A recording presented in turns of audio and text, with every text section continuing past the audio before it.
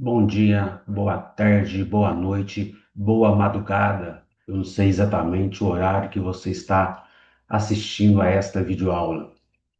Meu nome é José Márcio Martins e eu serei o professor da disciplina Legislação Trabalhista e Previdenciária para vocês durante o semestre.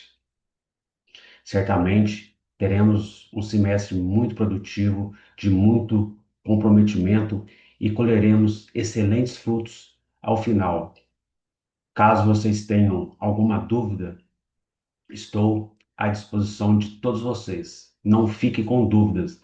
A dúvida ela atrapalha o raciocínio e pode, de certa forma, influenciar no bom desempenho de vocês. Já dando início então aos nossos trabalhos, vamos começar com a nossa primeira aula, a evolução do trabalho. Primeiro ponto, significado da palavra trabalho. A palavra trabalho, pessoal, etimologicamente falando, ela significa tortura. Então, naqueles instantes que nós estamos trabalhando, que estamos cansados e que, de uma certa forma, ficamos até chateados, tem algum sentido, porque a palavra trabalho, como já dito, ela significa, etimologicamente falando, tortura. E vamos agora passar para o nosso segundo ponto, que é a evolução mundial do trabalho. A primeira fase dessa evolução é a escravidão. Na escravidão, evidentemente, o trabalhador não tinha direito algum. Claro, ele era apenas um mero objeto do seu empregador. Já na fase seguinte, na servidão, esta fase ocorreu no feudalismo. O trabalhador, ele não era nem escravo e nem propriamente uma pessoa livre. Ele ficava nesse meio termo.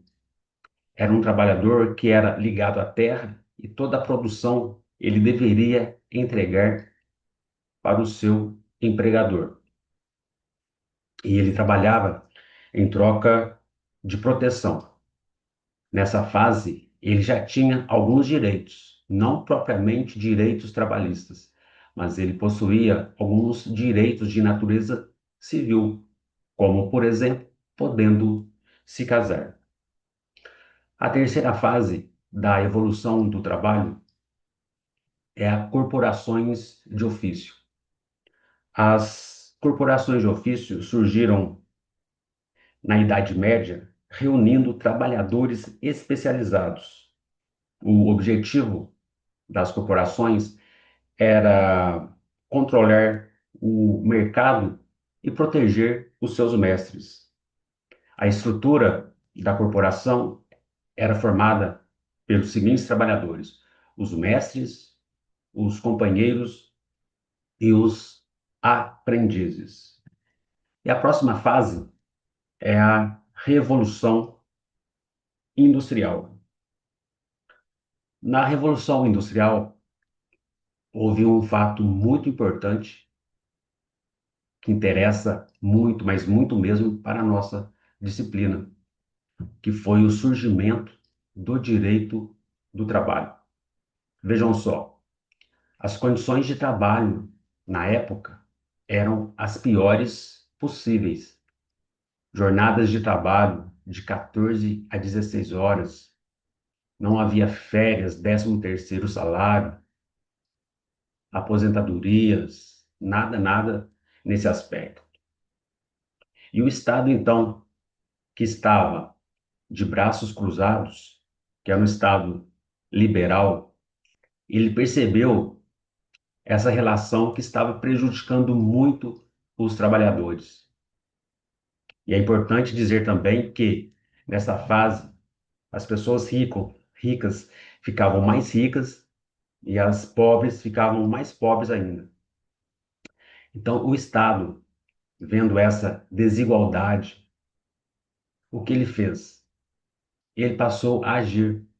Ele passou a criar normas protegendo os direitos do trabalhador. Então, aquele trabalhador que até então não tinha direito algum, passou a ter direitos trabalhistas. Houve, por exemplo, limites à jornada de trabalho. O trabalhador que sofresse um acidente, ele teria direitos em relação a este acidente de trabalho. Então, não se esqueçam, nesta fase da revolução industrial, surgiu o direito. E por que surgiu? Para criar normas protegendo o trabalhador diante das terríveis circunstâncias em que ele se encontrava. E a próxima fase, que é a fase atual do trabalho, é a fase da flexibilização dos direitos trabalhistas. Esta fase é muito interessante. Vamos lá. Olha só, como nós vimos na fase anterior, o Estado passou a criar normas protegendo o trabalhador. Ocorre que, na criação dessas normas, para muitos, a relação de trabalho ficou engessada. Como assim, engessada? É que vários direitos protegendo o trabalhador, de certa forma, olha só, acabam prejudicando ele próprio. É que as grandes empresas, as multinacionais, por exemplo, percebendo que naquele determinado país a legislação trabalhista é muito protetiva, essa empresa ela não vai para aquele país. Então, diante dessa situação, surgiu a flexibilização dos direitos trabalhistas. O que seria na prática isso?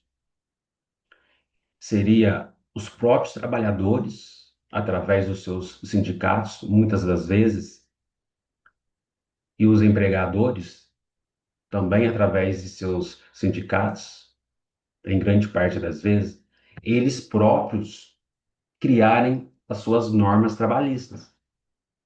Então, o Estado, ele sai de cena e deixa as próprias partes criarem as suas normas. É evidente que o Estado não sai totalmente de cena. Ele deixa uma certa liberdade para que trabalhador e empregador criem as suas normas. Mas nessa liberdade existe um limite. Então, por isso que esta fase tem esse nome, flexibilização dos direitos trabalhistas. Essas normas protetivas do direito do trabalho são flexibilizadas até um certo ponto, até um certo momento. O trabalhador, juntamente com o empregador, com os sindicatos intermediando essa relação, eles próprios podem criar as suas normas. Por exemplo, eles podem estabelecer que a jornada de trabalho mensal, semanal, será X horas, que a hora extra será paga com um percentual X em relação à hora trabalhada. Então, pessoal, existe hoje essa tendência de as próprias partes criarem as suas normas, mas prestem bem atenção. O Estado dá essa liberdade, mas não sai totalmente de cena. O Estado fica fiscalizando para ver se não há um desvirtuamento nessa liberdade.